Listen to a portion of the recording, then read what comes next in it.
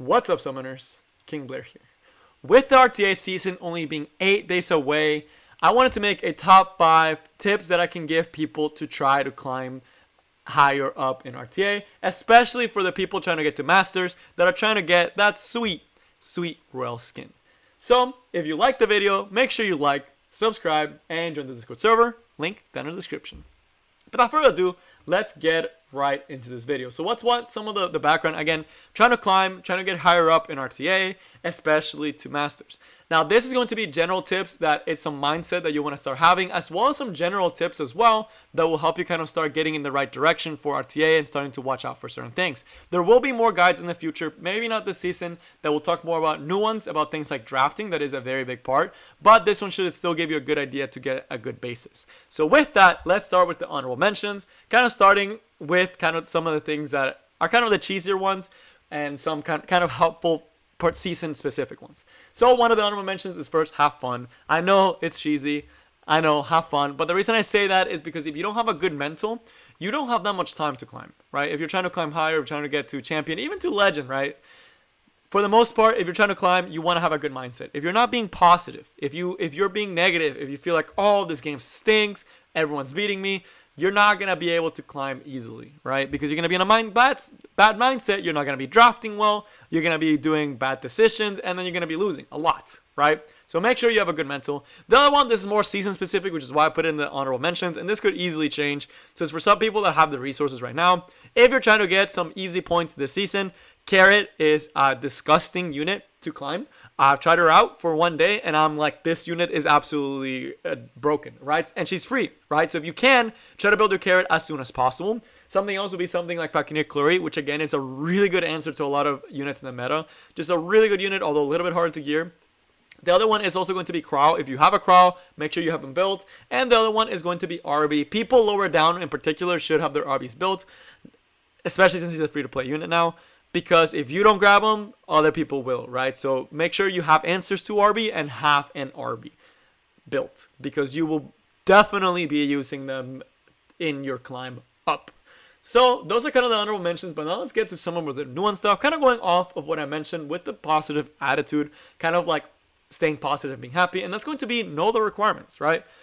Where are you trying to climb? So this is even something for champion, and it's something that I've personally done, right? So let's say you're trying to climb all the way to legend, to masters, all this stuff. You need to know what the requirements are, how good your gear needs to be, what's the gear quality need to look like on your accounts, right? And people tend to overestimate how good of gear they need. It's actually a lot easier to climb to a higher tier than you think. Usually think of the lowest tier you can make it and push yourself at least one tier up. That's usually where you can actually fall under, right? So know the requirements. So let's start from the bottom up. If you are someone that's trying to climb to Masters, you don't need the most ridiculous gear. You do need at least 10 units built. Why do I say 10 units? Well, you need your core team. So these are the units that you are picking extremely often. So for me, that's something like my Buccaneer Clury that I use all the time. You need to know what unit you're using all the time. And then you also need some counter picks, right? We mentioned you need to have answers to things like RB. You need to have some ways to deal with RB. And you also need to have ways to do damage, right? So your damage dealers need to be really good, and your core team needs to be pretty strong. So the first 5 units need to be very well built, and 5 units need to be okay built as counter picks, right? Nothing crazy. 10 units is definitely doable. The more, the better. So that's a requirement for Master as far as units. As far as gear, honestly, you don't need the craziest gear in the world. The Charon, this one's honestly I would consider slightly on the higher side, but this Charon would help you be able to come to Masters if you're using him in the right situation. That's the thing. Granted, this Charon might be strong for you right now. It could even be a weaker unit, right? Let me look for one unit that I don't use often, but I know can definitely work to scuff, right? Diane, right? So Diane, as long as you're picking her in the right situations, she's not part of the core team unless she's for you. This Diane is the same Diane I use for PvE. She doesn't have the best gear in the world, but I would say this Diane I would still use on my climb to Masters, and she would do pretty well, right? So the gear requirements don't have to be ridiculous on your supports or on your counter picks. Something like this Diane is more than enough, right? But for your DPSs, you do want slightly better gear for your DPS units. Now, most of my DPSs are very well geared, so I can't really show you an example about what your gear quality should be. But for example, a Carrot, it'd be okay for your Carrot to be 20 less speed, to be like 3,000 less HP and 1,000 less defense and 200 less attack, right? And that still would probably be okay, right, for your rank. So, but they do need to be as your best gear for your DPSs. For champion and above and all that good stuff, it is going to vary widely, and you do need a bigger champion pool. For me to get to legend, I know I need a massive champion pool. I need to realistically have almost every single unit in this game built, right, to get to legend. Or you need to have at least all the meta units built. Because if you don't have some of the answers to certain things, you're going to lose, right? And you have to always assume the opponent has all the answers. So that is going to be for the legend level players. You have to assume the opponent has all the answers to everything you have. So you have to play with that in mind and have way more counter picks. And the gear quality, like my carrot would barely make the cut for getting to legend, right? But she does make the cut for high champion. So that's just knowing your gear requirements. The next one is going to have your core team built and kind of decide on a playstyle. Now, this is not something that will apply to my higher level players. If you're high champion or even pushing to legend, you know that you have different playstyles, and honestly, it is better to have different playstyles. Down the line, it is good to have something to pivot your draft to. But now that you are just starting, if you're someone that's trying to get to masters, you need to commit to one playstyle. At least for the beginning of the time, at least for this season, right? Commit to a playstyle. If you have your gear spread out over a bunch of units, right? And a bunch of my gear is spread out against different units, consolidate it into one playstyle. If you're playing cleave, consolidate your best gear to your cleave units and to your cleave counters. Because if you're spreading all your good gear, right? Like let's say for example, I was trying to cleave. There is no reason my fucking Cleave should be this fast. This speed gear should go on my initiators that I'm actually using for cleave, right? Whereas fucking Cleave is not doing anything for cleave, but since I'm playing Bruiser, she's amazing. So pick that playstyle, consolidate the gear, and then have the core team built. So if you're picking cleave, make sure you have things like your Cerise build.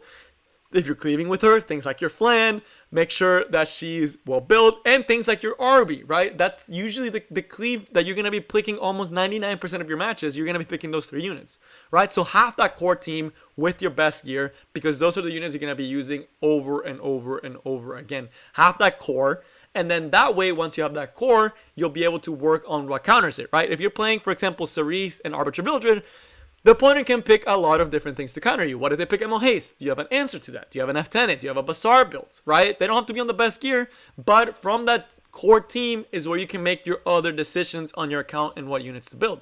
Let's say you're going with Carrot, right? A very, very good unit that is very easy to climb with. If you have Carrot, you're most likely going for a Bruiser core, right? Do you have a Crawl to pair off with your Carrot? Do you have a Fallen Cecilia to pair off with your Carrot?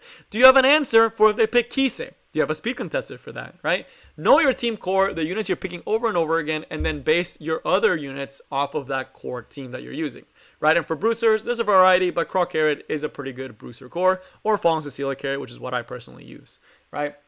So have your core team, have your playstyle chosen, and that will help you a lot to be able to make decisions on your account so that you can build units towards that goal and towards that playstyle and towards the potential answers the opponent has.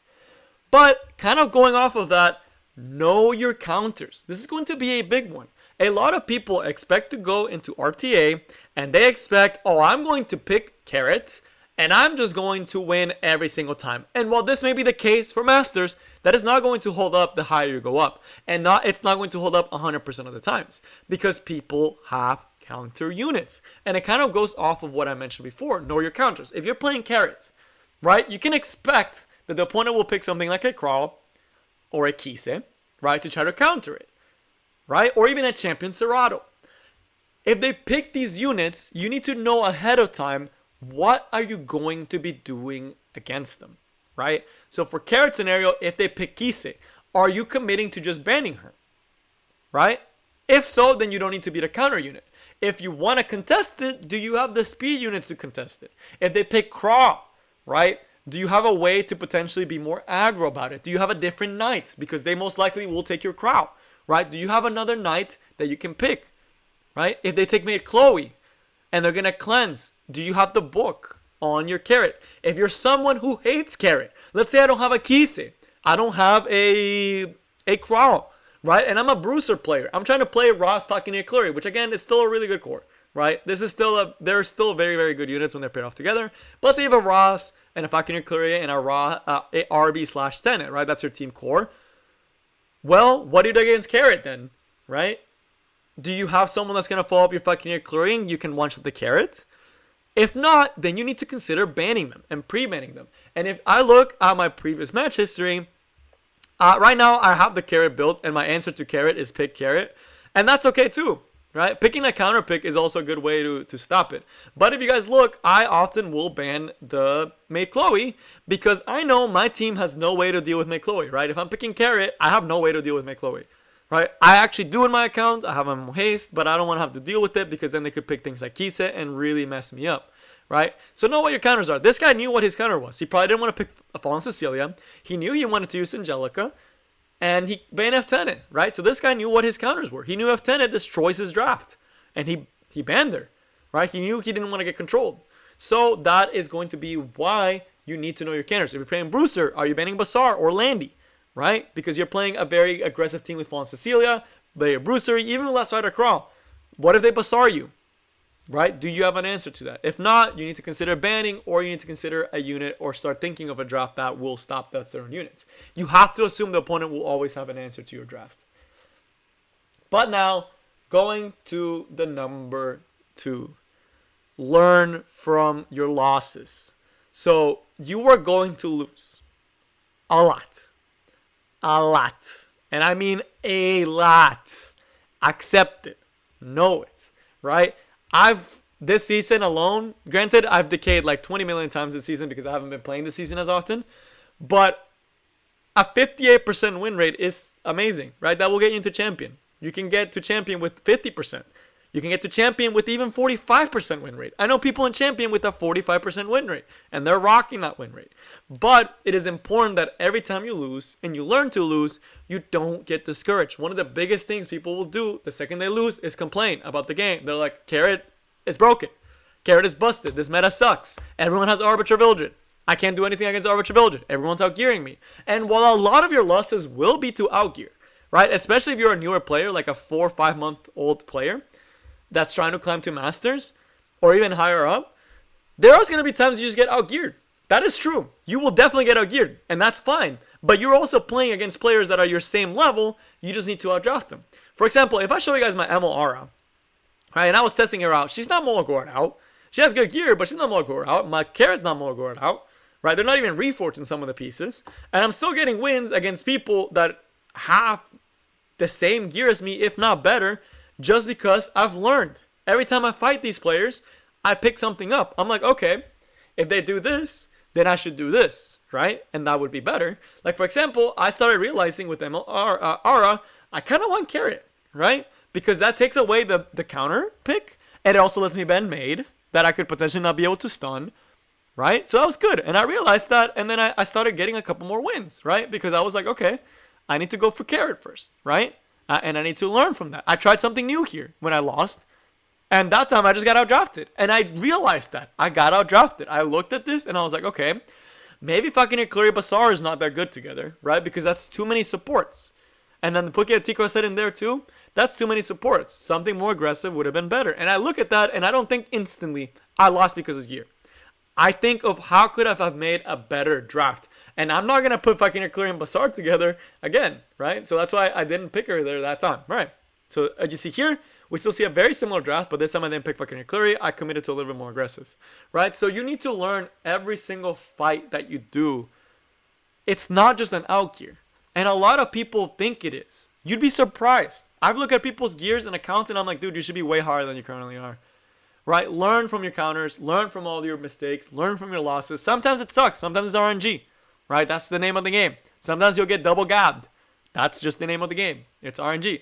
But a lot of the times, it's won and lost at draft. Right? And you don't need to have the stupidest speed gear on the planet. Right? My MORA team, my MORA is a turtle. Right? She's just tanky. That's it. I just made her a freaking bulk tank, and she was doing great. So you don't need to think it's always an outgear. Realize from your mistakes that sometimes you need to get better at drafting, and that's okay. There's ways to do that. And asking friends is a good way to see, hey, do you think this was a loss because of me, or what is it? And having people watch you also helps because they'll also catch your mistakes, both in draft and in game. And last, but definitely not least, this is probably the most important thing about climbing. Know the meta. Know what's good. I'm going to throw this up there so you guys get a quick snapshot. I have not asked other players to verify this, although this is from passing. And I've shown it a couple of times, and they've told me a couple of movements here and there. But for the most part, should give you kind of an idea of what's happening higher up. It could be more accurate, less accurate. But this is just something really quick. Just a really quick update on the tier list I made before. So you have some idea of some of the units you can expect. But know the meta. Know what's good right now. Carrot's broken. That's a fact.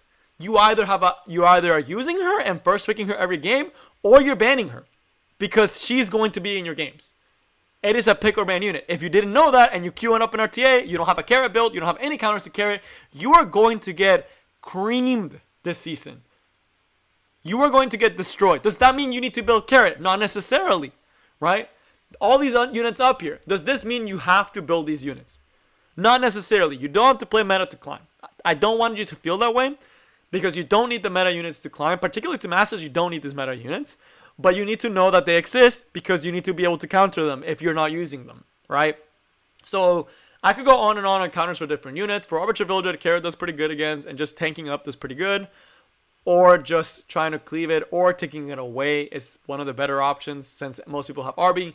Maid Chloe loses really hard to Emil Hayes. Also loses hard to Sinful Angelica, which is one of the reasons people run Sinful Angelica now, right? But you need to know the meta. You need to know what you are going into. Because if you don't, and you still think that Golden Boys are the most broken draft, and you're pre-banning Last Rider Crawl all the time, I can tell you right now, that Last Rider Crawl ban is not doing anything for you. Right? Unless you have a very specific situation and you listen to tip number 2 and you know your counters very well, then yeah, then maybe. But for the most part, Golden Boys are not that OP anymore. A Tywin, I know a lot of people hate A Tywin. He's not really doing much this meta, right? Is he still a good unit and strong? Yes, absolutely. Is he meta? No, you rarely ever see A Tywin, right? Because that's not the meta right now. You need to know the meta, know what's out there. You'll be banning these units because you used to ban them last season, and you'll show up and you'll get destroyed by Carrot, Maid, Crawl because you didn't know they were the meta, right? And that is, I can tell you, like, Crawl, Maid, and Carrot are very common together. Know what cleaves use, right? Cleavers are very strong right now. You need to have an answer for them. Do you have an answer for the new buff Flan, for Operator Sigrid, for Arby, for top model Luluka, right? You need to have answers to that. You need to have ways to deal with it. Or you need to accept that you're losing to them, or you need to prevent something that will stop them from cleaving you, right? Arby's a good choice for that, since Arby's still a really good unit. But know the meta, right? If you're going into this game, into RTA, and you have no idea what everyone's playing, of course you're going to lose, right? Did you even know that Crawl Maid and Carrot is one of the best combos in the game has to offer right now? If you knew that, that's good. If you didn't know that, you're probably going to lose to it because you're not breaking the core team apart. You're not stealing picks. Or you don't have any counters towards it, and then you get destroyed, right? So know the meta. I know that's one that it's probably one of the bigger ones that people don't really know what they're facing against and know why things are good when they are or why they're not when they're not, right? So that's going to be the top 5 tips for climbing. Hopefully this video helps you guys, if not motivate you, just get you in the mindset for it. But that is all I got for you guys today. Good luck to everyone climbing, and I will see you next time. Peace.